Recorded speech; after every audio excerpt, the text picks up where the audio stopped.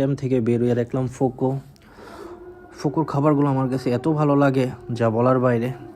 এত জ্যাম ট্যামের মাঝখানা মামায় ঠেল্লা ঠুল্লা আমার চাষা না নামাই দিল, ঠিক আছে। তো চাষারা আমি আয় পড়লাম। এখন চিন্তা করতেছি এত জ্যাম জটের মধ্যে আমার মাথাটা পুরা ধরে গেছে। তো চিন্তা করলাম একটা লেমন জুস খামো।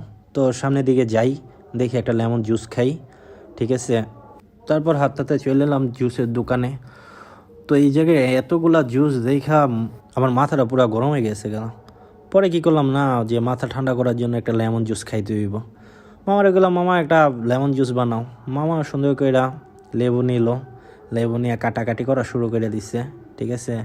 এই লেমন জুসটা আমার যা ভালো লাগে।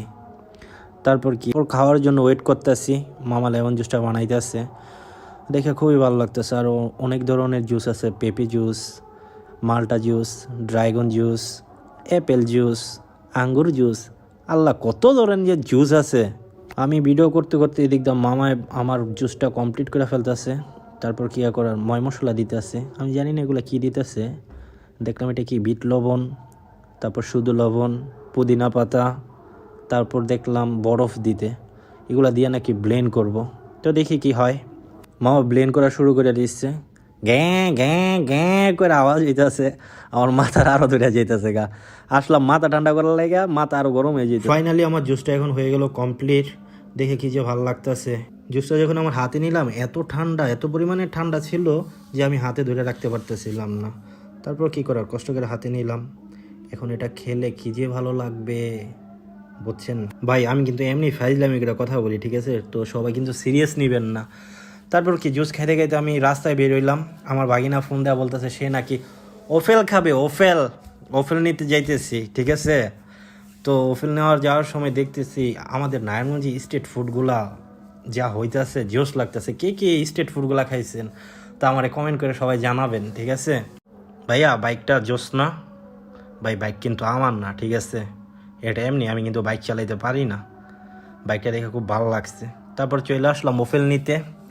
আমি প্রথম ভাবছি যে ভিতরে মনে হয় অনেক ভিড় হইব, পরে গিয়া দেখি যে পরে আমার সামনে মেনু কার্ডটা দিল। তো আমি চুজ করতেছি কোনটা নেব।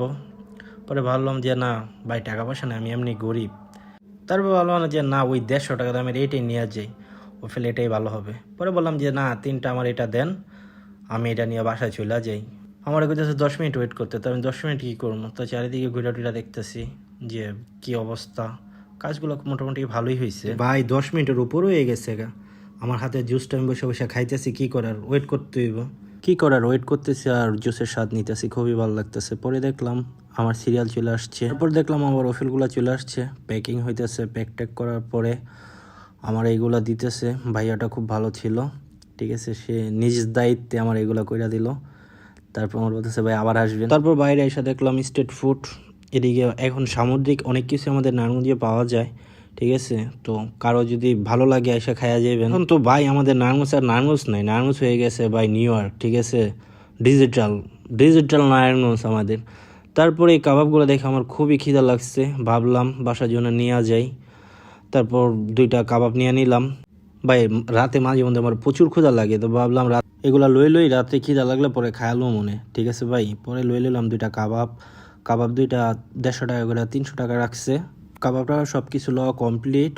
তো এবার বাসার উদ্দেশ্যে রওনা দেওয়া হোক, অনেক রাত্র হয়ে গেছে, ঠিক আছে। পরে একটা রিক্সা লইলাম, রিক্সা লইয়া ডাইরেক্ট চলে আসলাম নবীগঞ্জ, ঠিক আছে। এখন নবীগঞ্জ থেকে আমার ওই পারে যেতে হইব ভাই। আমি সোনারগাঁ থাকি, ঠিক আছে।